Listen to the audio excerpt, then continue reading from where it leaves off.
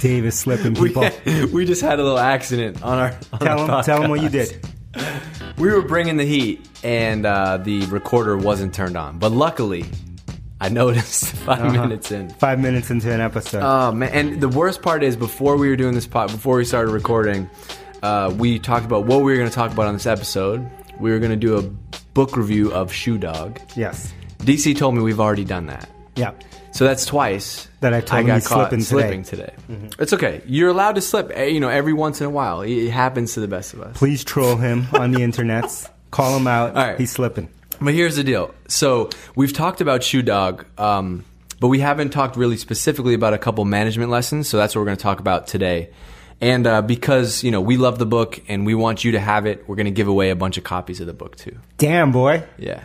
I appreciate you sticking with me right now. You're nice to those people. Yeah. So, our people. Before we get into Shoe Dog, I want to get your take on something that happened last week. Mm-hmm. Give it to me.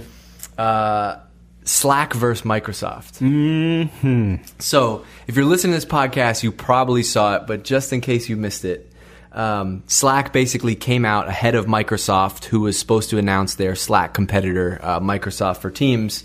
They took out a full-page ad in the New York Times, and they wrote this whole Dear Microsoft letter. The title was basically, Dear Microsoft, wow, big news, congrats on today's announcement. We're so happy to have some competition in this space. And you pointed out this goes all the way back. Yep, this was based, right, nothing is new, as we say. Yeah. This is based on a very famous full-page ad that was taken out by Apple back in the day when you guys were still youngins. When you still had braces and Uncle DC had Benzes. Right? That's good. I was waiting when that was going to come out. Back then, and it was against IBM, and it was calling out IBM for getting to Apple's market. Yeah. So last week when you saw this, you sent me a message, and initially we were both like, wow, this is, we've been talking a lot about copywriting and old school ads and branding and positioning. And so about doing our own? And thinking about doing our own, for sure. And this is something that struck a chord, like, emotionally with both of us. And Elias, who saw it too, is like, this is awesome. Nobody does this anymore. Mm-hmm. But then looking at Twitter and looking at the press, the overall reaction was negative. Like, these are some. So the Verge had a headline: Slack shows it's worried about Microsoft with a full-page newspaper ad. The next web: Slack sounds scared as hell in its open letter to Microsoft. Mm-hmm. But you didn't feel that way. No, I loved it. It was awesome. I love that they called them out. I think it was a little snarky, sure, but I think the message and the tone in there were good. I liked it. Do you think people were mad because, like, or they didn't know how to react to it because nobody does that anymore? Like, we're just in a different era of where everything is all good. I think we're in the PC era. Yeah. I think we're in the era where everyone wears bubble wrap and is offended 24/7, and they're scared to say what's on their mind. And we're in the era of trolls and haters out there. But there's one common thing. Do you know the common thing that all haters have? Tell me. You know the one thing? They haven't done it? No results. No results. Man. It's strange, man. I'm always looking. I'm like, well, it happens all the time. So I'll get trolled on a thing that I wrote. No results. Get trolled on a thing that I wrote from the guy who has one follower. Mm-hmm. He's like, you better work on your game. Has never written anything. Mm-hmm. Okay. So I think people are trolling. Yeah. People are offended. People are looking to be offended. Yeah. This is the era of looking to be offended, right? And I think it was good. I think it's good to call out some healthy competition. I think people are afraid today to say they have competition. Everyone wants to paint a picture of we have no competition. We're first to market. We're the only ones. Blah blah blah blah blah. If that's true, there isn't a market. You have competition. One of my favorite things that we talk about. You know what I always notice now? Like, any new product that you see on Product Hunt. Yep. Go look today. Like, after you listen to this podcast, go to Product Hunt and look. The second or third comment on every single new product is, well, how is this different than X? Troll alert. Because there's just, like, we're not 5-6 years ago, 10 years ago, where there was one new app or new product released a week, right? There's just like, it's so easy to make things today that everybody can do it. Yeah, and what's great about lots of things being made is that each one of those is trying to find a niche. And so, like, you'll always have the troll who comes out and says, how's this different than whatever? How's it different than X? Right. How's this different? Tell me why it's better than B. Tell me right now why I should use this. What? I'm not going to tell you why you should use this, right? Use it or don't use it. That's the era that we're in, right? Like you can use software and you can choose the software and the brand that you want to be associated with and that you like. And a world of choice is only a good thing in my book. Yeah.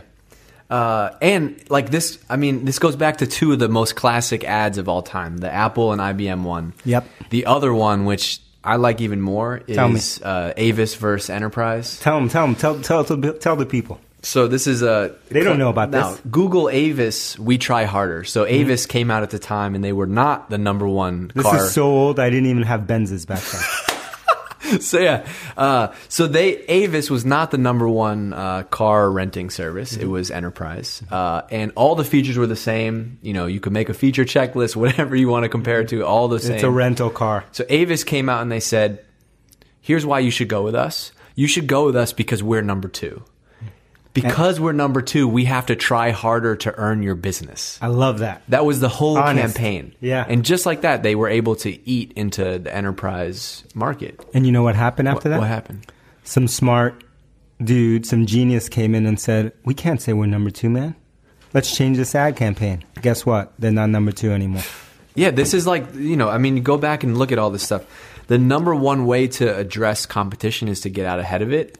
Head on. And that's why I think we like the Slack thing so much. Yeah, and we love something about it that we all love competition, right? We love rivalry. We love sports. We love that battle. But for some reason, in this new era that we're in, we're all offended. We can't ever say that someone's our rival. We can't say someone's our rival and shake their hand, right? It has to be, one or the other. It has to be binary. And that's not true. Everyone has a different choice. And so people can make choices, and we need to accept people and accept the choices that they make. It's funny. The general population doesn't. But if you look at this feels like something Benioff would do, Steve Jobs would do, Bezos, Larry Ellison. Big time. But then if you say that to somebody, they're like, yeah, but how many people are those guys? It's like, that's exactly the point. That's the point. But in the era that Bezos and Benioff and Jobs and some of those people would have done it, it was pre everyone being offended, troll maximization. Right. Everyone didn't have their own megaphone. Exactly. So lots of people may have felt it, but there's a reason that it was iconic. They stood up. And they stood up for themselves and for what they were going after, and they differentiated in the eyes of their customer about why they should choose them. Yeah. All right. So I'll put the link in the show notes, but go read it. Tweet at us. Tell us what you thought. I know that the overwhelming majority of people didn't like it, but if you did like it, tell us. I want to hear from you. I want to hear you. Yeah. It's all right if you're a hater. We'll still like you. You can choose to unsubscribe. Please hate on me. Yeah, please hate. He needs more. DC is fueled by I'm haters. low on haters. It's been running low. Too much love. Yeah, too much more love hate. lately. Send me some hate mail. All right, so we're gonna talk for a minute about Shoe Dog. Now, talk to me. We've talked about it. Epic book. Go buy a copy. So a couple things. The book. This is from Phil Knight, Nike's founder. They wrote the book from 1962 when they launched the company up till the IPO in 1980. Mm-hmm. And this is what I know you love about the book. What's that? This whole idea of the 18-year overnight success. Mm-hmm. Phil Knight is the master billionaire uncle. That's my super uncle right there. But what you always will say is nobody wants to hear that story. No, nobody wants to hear that story. Just me and you. And the people listening to this show. Yeah, the Seeking Wisdom. Because it's painful. Nobody wants to hear that painful story. They want to hear overnight success. Right. And I love this Phil Knight book. I mean, this is real. This is, the way that I described it was, this is The Hard Thing About Hard Things, one of our other favorite books by Ben Horowitz. Mm-hmm. That's about software. This is about the same exact idea, but when it comes to physical products, in this case, sneakers and clothing and what have you, it's the same story. And it's the same reason I love it, because it is, to me and to everyone who goes through this journey, it is what it's actually like to be someone who goes through this thing. It's not the infomercial version. It's not the Kim Kardashian version. It's the real version of what it feels like to go through this. So It's good to know you're not in the struggle alone. Yeah. So he has a section in the book where he's talking about doing sales, and he was never comfortable as a sales guy. But what did he do? But so I pulled out this quote because I want you to speak to this as a founder, basically. Sales always made him uncomfortable, but he was able to do sales because he truly believed that his product was better, and he believed in running. Like that's making shoes for runners, right?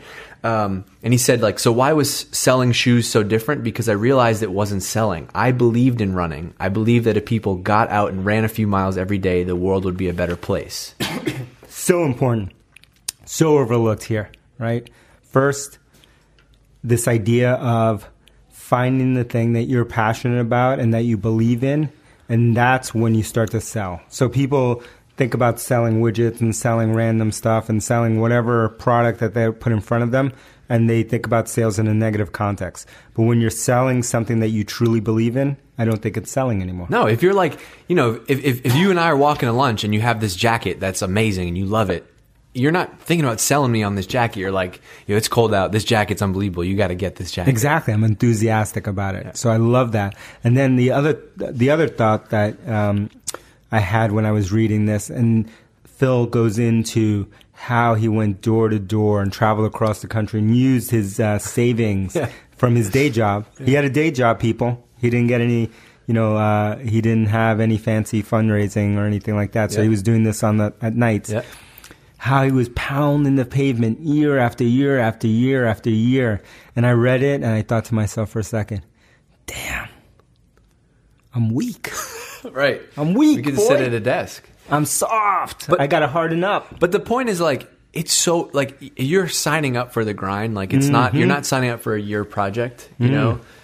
This is the whole, like, we did this episode where you talked about, like, the story of, walking into the water and, being held underwater. And I think I wanted to ask you that because I thought you would react that way, because it's true. Like, you have to you're signing up for this long-term thing. And the only way that you can put that grind in day out is if you actually really get fired up about what you're working on. Yeah. You're fired up in it and you believe in what you're doing. But I think the second reason, which Phil talks about in his book, kind of not directly, but you have to read between the lines, is like he had gotten to a point where he had spent so much time and he had borrowed money from his father. He had spent so much energy. He had employees and he still was an employee of his own company. He still had to work a day job, that he had reached that point that we've talked about in the past where he had burned the boats, where he had no way. There's no way back. No way back.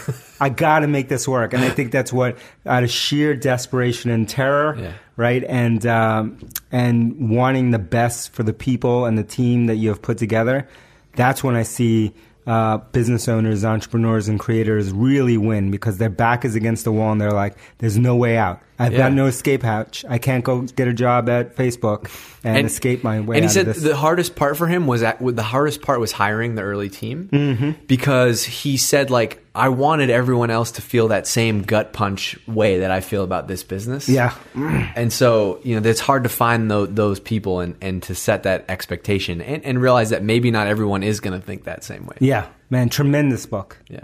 How come you haven't read it yet? One last What's lesson. Wrong with you guys? Because we're going to give them the book first. Okay. One last thing before we end this note.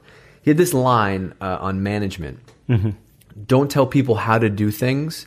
Tell them what to do and let them surprise you with the results. And I mentioned this to you. You said this is something that you've thought about a lot over the years. Oh, all the time, right? So this is, you start out as a young grasshopper, and Phil was young when he did this, so I don't know how he had the foresight to do it, but where you want to tell people how to do something, then you grow into what Phil did, which was tell them what you want done, why you want it done, and let them surprise you and see what they can do. And this is like if you read something like the E-Myth, right? Great book. So if you're thinking about starting a business, or you already have, read the E-Myth, because it basically tells you how to think, just like Phil did, about like empowering people on your team. And that's what separates you from building a business, from having a hobby, and being a one-person company. You need to release, and you need to be able to do that. Did you have to see that firsthand? Like, did you have to understand that there are multiple ways that people can solve the problem? Yeah, I think you have to. For me, I had to do it the wrong way, right? Which is just like Try to be manage too it, involved yeah. and to manage it, and then you get burnt out. And this is where people get burnt out, right? Like I'm not a super believer in burning out, but this is where I think people burn out and waste a lot of energy really trying to control every piece of the process instead of empowering the team and letting them rise. And then all of a sudden it becomes their solution, and they're working hard and they're passionate about it because it's something that they want to do versus something that they've been told to do. Yeah. All right. So let's wrap it up. We got to give away some books. All right. Set the number. I'm going to ask you. How many? Oh, damn. What are you feeling Putting me like? on the spot. All right. Let's go. I'm going to go with Lucky 7. Damn. Oh, I like this. Today. I like that. Okay. So here's what you got to do. The first 7 people, take a screenshot of Seeking Wisdom playing, this episode playing. Tweet at us at Drift. Oh, hold Okay. on. I got something. Uh-oh. I got to jump in here. Hit me. If you've already gotten a book from us, Yeah, don't do that. don't do that, Come man. on. Don't be that guy. We're all about learning. We're all about learning. Let some other people get the book. This isn't a library. Yeah. Well, we love you, Yeah. but this ain't a library. 7 new people. 7 new people. Yes. Hit us up. Yeah. We'll get you a copy of the Yeah, book. paperback, Kindle, however you whatever read you it. want. We Yeah. have a nice little system. Dave will handwrite it for you. I Whatever will you want. handwrite you a note that maybe, I don't know, Maybe. We'll see. I don't know. All right, so anyway, tweet at us, take a screenshot, tweet at Drift. First 7 people who haven't gotten a book yet, we're going to hook you up. 5-star reviews Oh, only. Only. Only. That's Minimum. my favorite part of the week when 5 stars. when we have the app that feeds those reviews into Oh, Slack. yeah. You know, one interesting thing which we need to put in the show notes here is What? we're going to put a big, giant link. Here's how you leave a 5-star review with a link to the right place. Yes. Because we got a lot of emails last week. How? And appreciate you people. Got my boy out in Italy Wow. emailing me saying, I don't know where to leave a link. I Wow. want to leave a 5-star review. Okay. Where do I go? Yeah. So we're going to put a big link in the show notes. Sure. Click on this, 5-star review. Leave 2, leave 3, leave 5 of those Yeah, suckers you if sign want. sign in under a different Well, name, whatever, like you know. use your kids' Get your iTunes wife, account, get your husband, get Yeah. your boyfriend, get your neighbor. Tell them we need 5-star reviews. All right. Only. We're out. Boom.